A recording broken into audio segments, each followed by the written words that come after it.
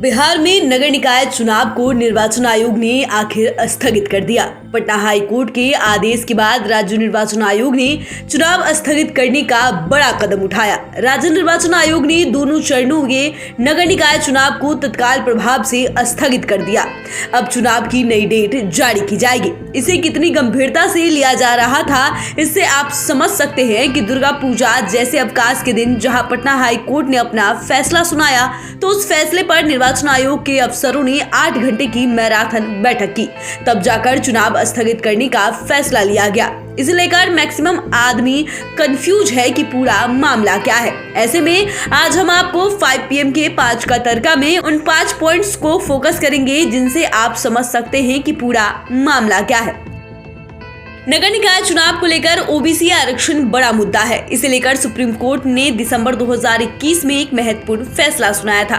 तब supreme court ने कहा था कि किसी राज्य में स्थानीय निकाय चुनाव में आरक्षण की अनुमति तब तक नहीं दी जाएगी जब तक राज्य सरकार सुप्रीम कोर्ट द्वारा तय किए गए मानकों को पूरा नहीं कर लेती है, जबकि ये मानक सुप्रीम कोर्ट ने 2010 में ही तय कर दिए गए थे।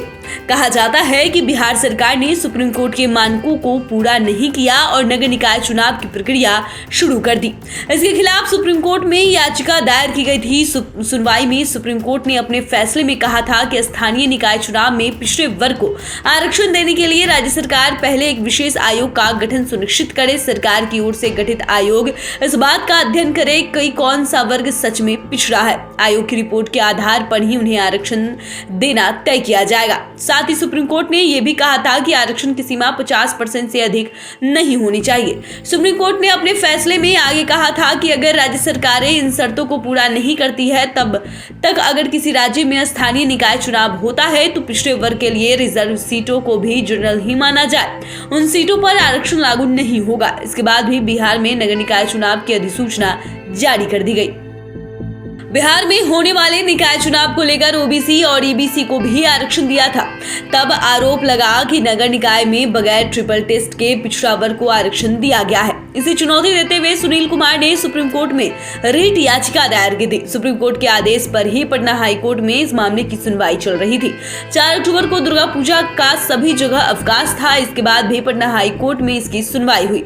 हाई कोर्ट ने माना कि राज्य सरकार ने सुप्रीम कोर्ट के फैसले के तहत बगैर ट्रिपल टेस्ट के ईबीसी को आरक्षण दे दिया है और राज्य निर्वाचन आयोग सुप्रीम कोर्ट की गाइडलाइन का पालन किए बिना ही चुनाव करा रहा है। इस पर पटना हाई कोर्ट ने राज्य निर्वाचन आयोग को फटकार लगाई और कोर्ट से ईबीसी आरक्षण पर कड़े आदेश जारी किए। अब बात करते हैं पटना हाई कोर्ट की। आखिर पटना हाई कोर्ट ने अपने फैसले ने क्या कहा और उस फैसले पर 8 घंटे तक निर्वाचन आयोग को क्यों मैराथन बैठक करनी पड़ी।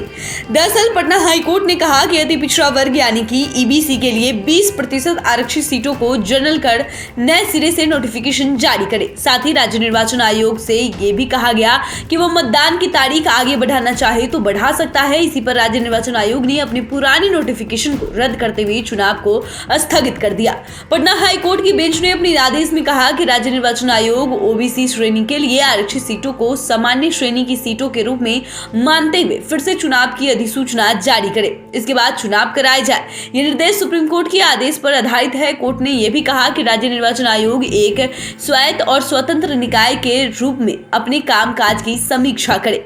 यह बिहार सरकार के निर्देशों का पालन करने के लिए बाध्य नहीं है। बिहार राज्य सरकार स्थानीय निकायों, शहरी या ग्रामीण चुनावों में आरक्षण से संबंधित एक व्यापक कानून बनाने पर विचार कर सकती है ताकि राज्य को सुप्रीम कोर्ट द्वारा जारी निर्देशों के अनुरूप लाया जा सके। बता दें कि 28 और 29 सितंबर को इस मामले की हाई कोर्ट में सुनवाई हुई थी, लेकिन कोई अंतिम फैसला नहीं हो सका था।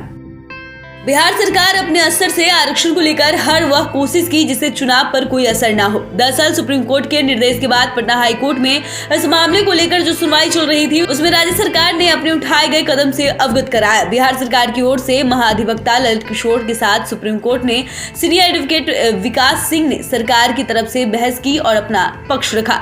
बिहार सरकार ने कोर्ट में कहा कि चुनाव कराने का फैसला सही है, जबकि दायर याचिका करने वालों की ओर से बहस करने वाले वकील का कहना रहा कि बिहार सरकार ने गलत फैसला लिया है। नगर निकाय चुनाव में आरक्षण में सुप्रीम कोर्ट के फैसले की अनदेखी की गई। दरअसल चुनाव से पहले राज्य सरकार ने आयोग का गठन नहीं किया था। दूसरी ये कि राज्य सरकार ने ईबीसी को 20% अतिरिक्त आरक्षण दिया जो ओबीसी के आरक्षण से अलग है। इसके बाद आरक्षण की सीमा 50% से ज्यादा हो गई। हालांकि राज्य सरकार की दलील को पटना हाई कोर्ट ने नहीं माना। क्या है आरक्षण का ट्रिपल टेस्ट, जिसे लेकर सुप्रीम कोर्ट से हाई कोर्ट लागू करने को कह रहा है? इसके बारे में बहुतों को पता नहीं है। दरअसल ट्रिपल टेस्ट के तहत आरक्षण के लिए स्थानीय निकाय के रूप में पिछड़ेपन की प्राकृतिक और निहितार्थ की जांच के लिए राज्य में आयोग की स्थापना की जानी चाहिए। आयोग पिछड़ा वर्ग के आर्थिक सामाजिक स्थिति का आकलन करेगा। आयोग की सिफारिशों के आधार पर आरक्षण होगा। साथ ही ये भी जरूरी है कि किसी भी मामले में अनुसूचित जाति, अनुसूचित जनजाति, अन्य पिछड़ा वर्ग के पक्ष में कुल आरक्षित सीटों का प्रतिशत 50% से ज्यादा नहीं होना चाहिए। फिलहाल चुनाव आयोग के मैराथन बैठक करते हुए बिहार में होने वाले नगर निकाय चुनाव को स्थगित कर दिया है। वहीं बिहार सरकार ने पटना हाई कोर्ट के फैसले के खिलाफ सुप्रीम कोर्ट जाने का फैसला लिया है। तो फिलहाल के लिए इतना ही। अगर आपने अभी तक चैनल को सब्सक्राइब नहीं किया है तो सब्सक्राइब कर ले। फेसबुक पेज को लाइक करना बिल्कुल भी ना भूले। वीडियो देखने के लिए आपका धन्यवाद।